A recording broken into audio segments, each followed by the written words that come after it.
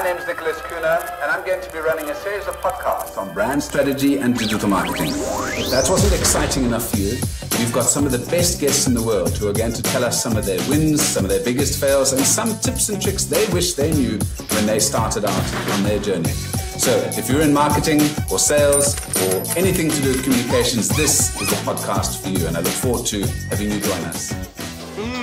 Come chat with Nicholas. He'll listen to you, then he'll laugh, and then he'll cry with you. It's all in a safe space for you to speak your truth.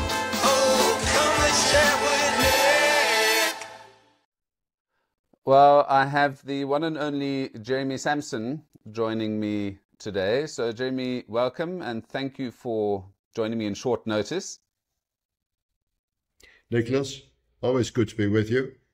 I can't remember how far we go back, but it's probably a decade and a half at least, and it's good to maintain the contact and see how well you're doing up in Scandinavia. Yeah, well, it has been. I mean, I think I first joined Interbrand in 2008, so that I can't count that well on the fly. So we'll just take your word for it. It's almost 2 decades.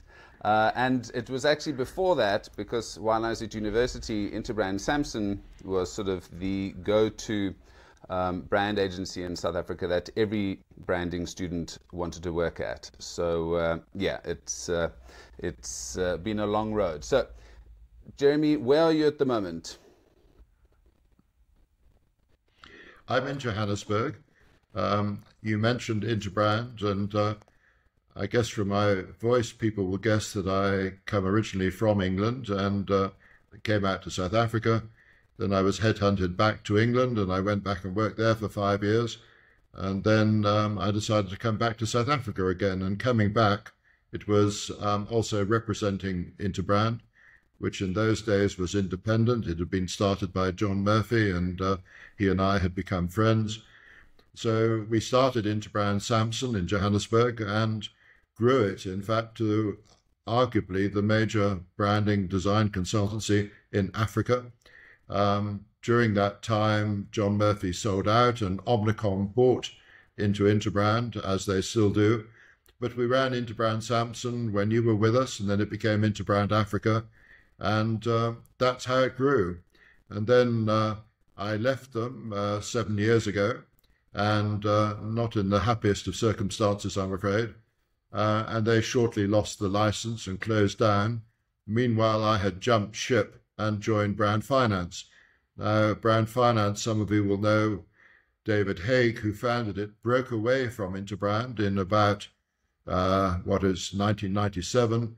He and I had worked together in South Africa for South African breweries, so we knew each other. We kept in loose contact over 20-odd years.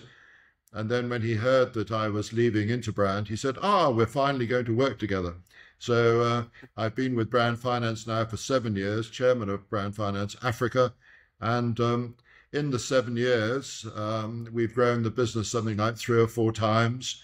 And that's largely due to the expertise from London, of course.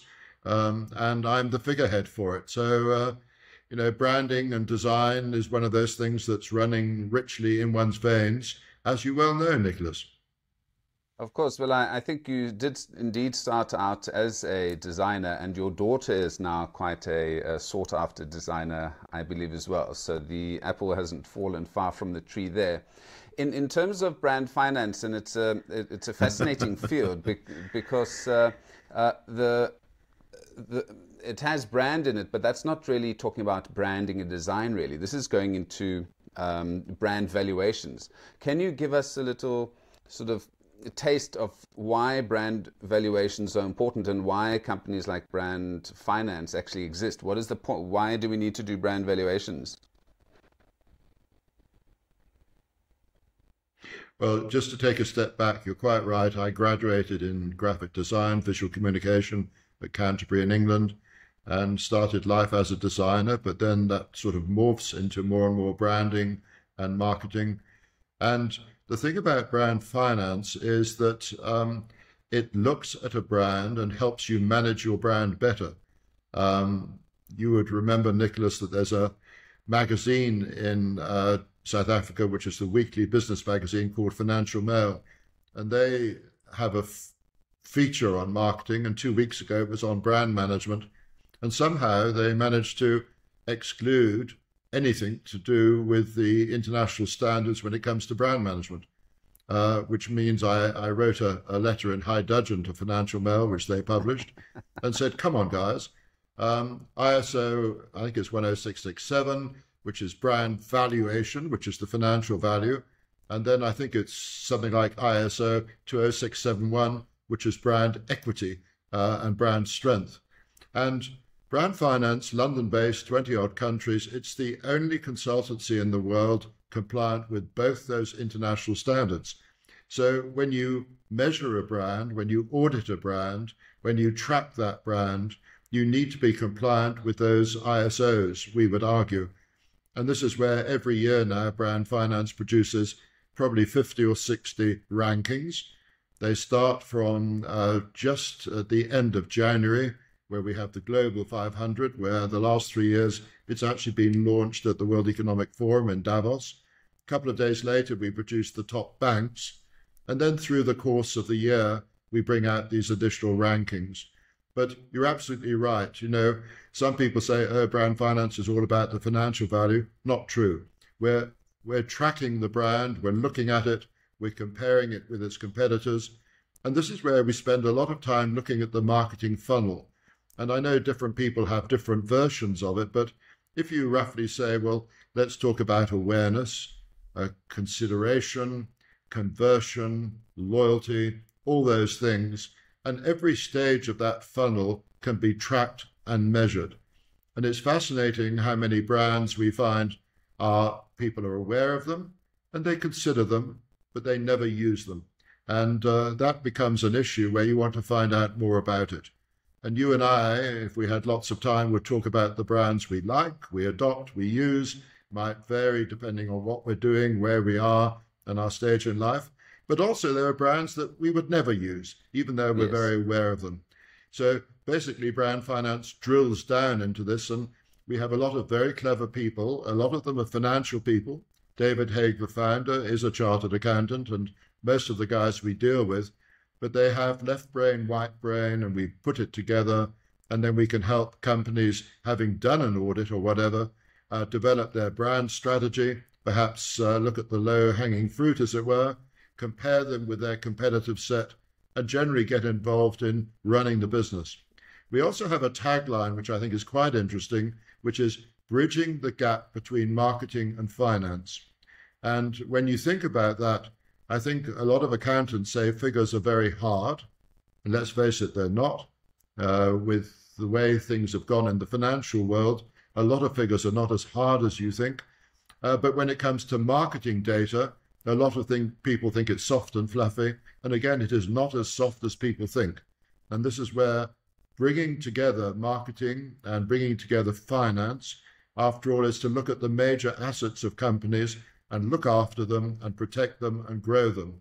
And those major assets are often their brands, but certainly their intangible assets. And that, of course, is the world we play in.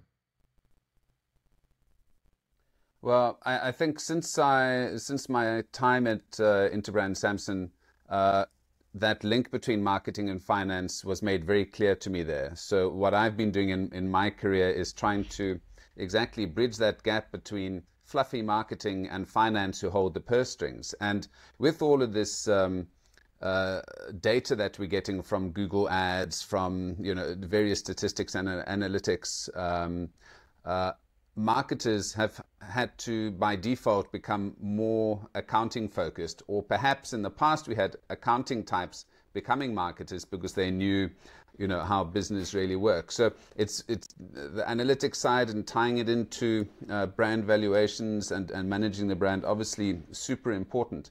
One brand I'm sure would have benefited from some of your knowledge and experience would have been Twitter, or as it is known now, X.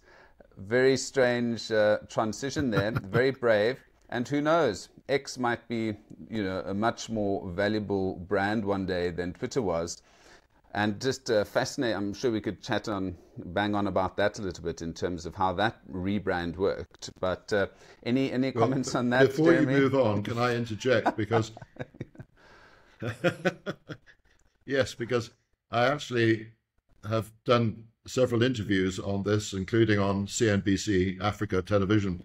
And it's interesting that the research Brand Finance does is the end of the year. In other words, now we're going into August, September, and the research starts. And as I mentioned, the results start coming out from January.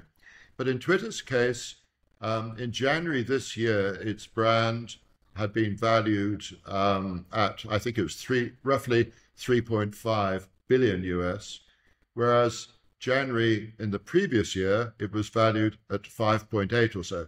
In other words, it had lost 30% of its brand value January to January. And I think we all agreed that since January this year, it's lost a bit more value before becoming X. And then someone says to me, well, that's terrible. Well, yes, it is terrible to you and I, but I point out that Mr. Elon Musk, who you would know was born and educated in South Africa, he is the richest man in the world, given SpaceX, Tesla, having started PayPal, and a few other things. And he is currently worth something like 240 billion US. In other words, what is going from Twitter to X cost him in brand value? Less than 1% of his assets. And I think you and I, no matter how much we're worth, we wouldn't worry too much about 1% of our assets. So I'm finding I'm one of the few people who defends him to a degree, because being a designer, getting to know Apple back in the mid-'80s, Apple is still my favorite brand. But knowing that Mr. Jobs was not only a very clever man, he was a very complicated, a very complex man, and he had his dark side, as does Mr. Musk. So all I'm saying is, let's watch this space with great interest. For a long time, people forget he comes from a fintech background. That's how he started PayPal and made his first fortune. Now let's see what he does with X, because I find this is going to be, I think, a masterclass case study. But let's give him a few weeks or months. He won't need years. He'll do it very, very fast. I'm with you on that. I think with him starting to pay contributors on Twitter, he has really opened the floodgates of possibility on the channel. So yeah, I think the X brand is going to expand significantly in the future. Jeremy, I'm in Norway, and we have something called the Vinmonopolet, which is something we don't have in South Africa. It's basically the government monopoly on selling booze. So you can buy beer at the supermarket, but you cannot buy wine.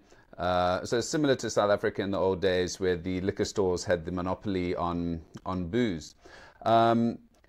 So we don't get to see terribly many great South African wines. I did have a nice bottle of Secateurs the other day, which I found, a box wine.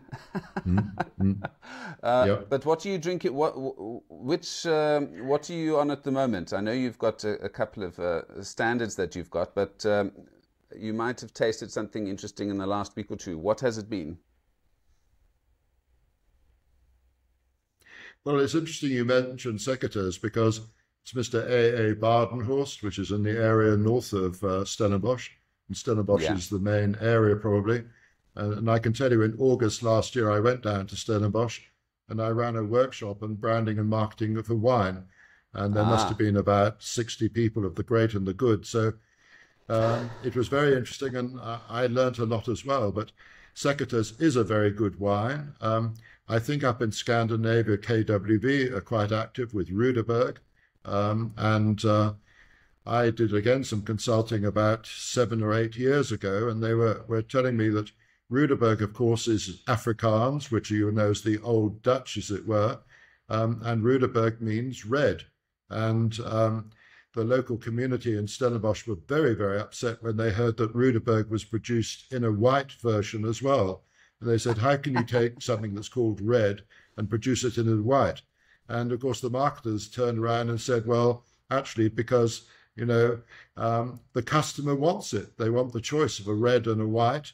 They're like a lot of other famous wines and popular wines. And they asked me what I should do. And I said, well, how serious is it? And they said, well, our managing director in the Paarl area, which is adjacent to Stellenbosch, has actually been getting death threats. It was that serious. And again, they said, what would you do? And I turned to them and said, well, it's quite simple. I produce a rosé, a blush. And, Yeah. there were 5 of us sitting at the table and there was a deathly hush. And I said, well, look, I'm a marketer. I'm looking from the consumer's point of view. They're like a yellowtail, the Australian, the Americans. They're producing populist wines, as it were, but there's a choice. Red, white, rosé, sweet, dry, whatever. And let's give the customer what they want.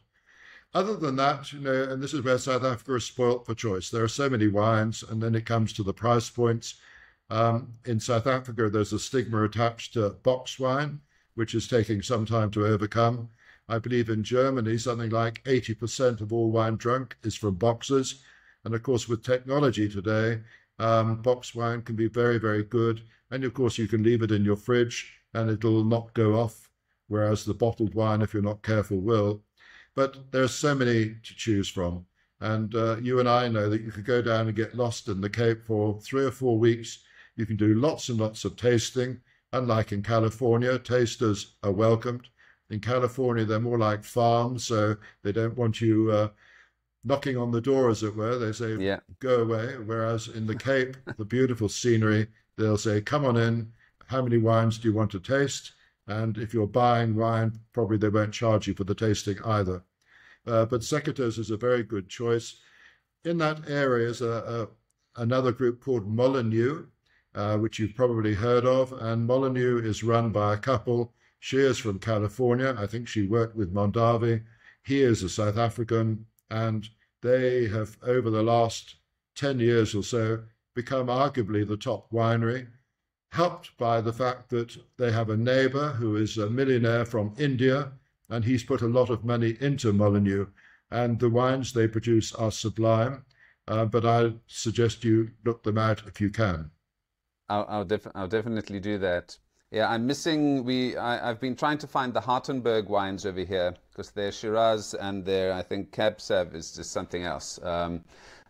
So yeah, but Jeremy, on the wine branding side, fascinating. I'm currently, last year we worked on a promotion with J Fudo, which is the Japanese agricultural food export department of the Japanese government, and we were promoting sake in London, of all places. And very interesting, the process of introducing a new type of beverage to a mass market, and sort of some of the challenges we're going through on that.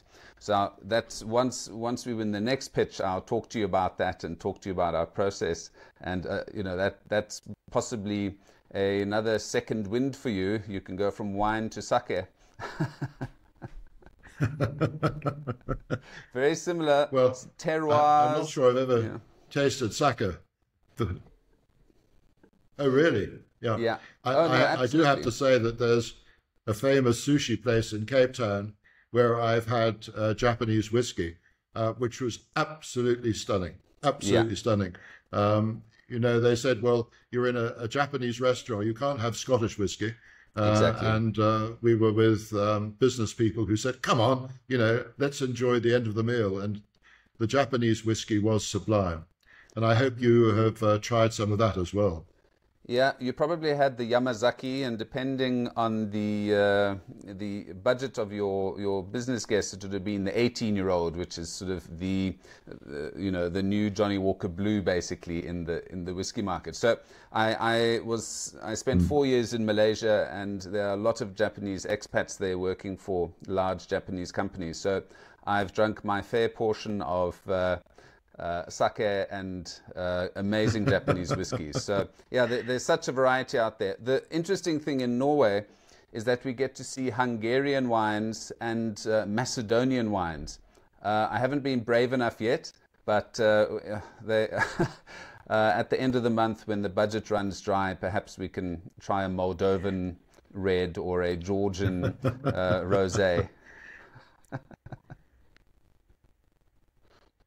But, you know, this is interesting because in my days at art school, my final summer vacation before my final year, I did a thesis on wine labels, and that meant going to Bordeaux, of course, and spending 4 or 5 days traveling around there and going to some of the top places and learning how to spit wine, because that's important, sadly, as well.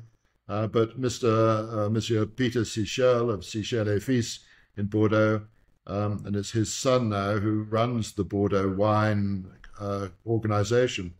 But Peter said, Jeremy, it's quite simple. If you want to know about wine, you've got to drink it. And I would suggest to you, you just drink anything you've never drunk before. You'll always come back to your favorites. And I have to say, I've tried Hungarian wine, and there are some fantastic ones there. I seem to remember being in Finland and having issues there, and I was drinking Cloudberry wine, which was absolutely delicious. And I think it was the end of August, early September. So most of my diet was salmon and cloudberries and ice cream, and I could live with that. It was delicious.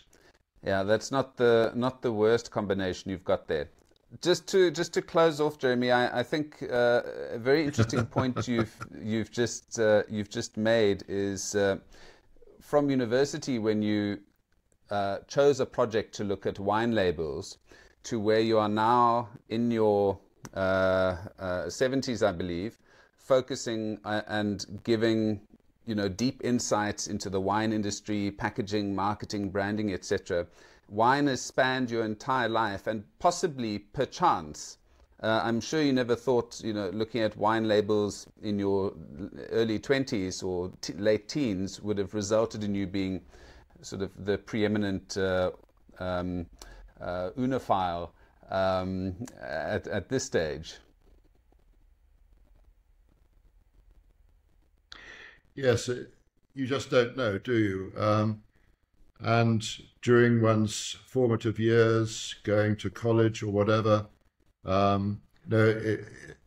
think the first alcoholic beverage I was aware of, other than perhaps beer, and I was very young, is my father used to keep a bottle of crème de menthe, which, as you would know, is a beautiful green color. And I'm not sure how involved in Scandinavia the population is in rugby. I know Norway especially has some absolutely brilliant athletes. I love watching the Diamond League. But when it comes to rugby, the Springboks, the South African side, are meant to be the green and gold. And apparently there is now a Springbok drink, which is take a shooter glass and put in half the glass is crème de menthe, and the other half should be something like Bailey's Irish Cream, or in South Africa we have something called Amarula, which is very similar, which is a cream liqueur, and you put the two together. And, this apparently is the ideal way to start watching a game of rugby. Whether you are still awake at the end of it, I don't know. But as you're alluding to, alcohol, obviously you handle it carefully, as always. But it's very interesting. You mentioned the word terroir earlier on, and you get into vintages and you get into the different cultivars. And I find it's a fascinating world. Perhaps in another world I would be more involved. But certainly we find as an industry in South Africa, for the most part, they lack marketing skills. They produce very small volumes. They don't produce the scale that is necessary for a brand to become a global brand. And these are the sorts of things you and I could talk well into the night over a bottle or two, because the sector generally lacks scale. And that's why South African wines sometimes are not that well known. But as Jancis Robinson in the Financial Times says, the best value for money, try South African wines. Yeah, and I totally agree with that. Jeremy, thank you so much for spending some time with me. We'll definitely have a follow-up after this.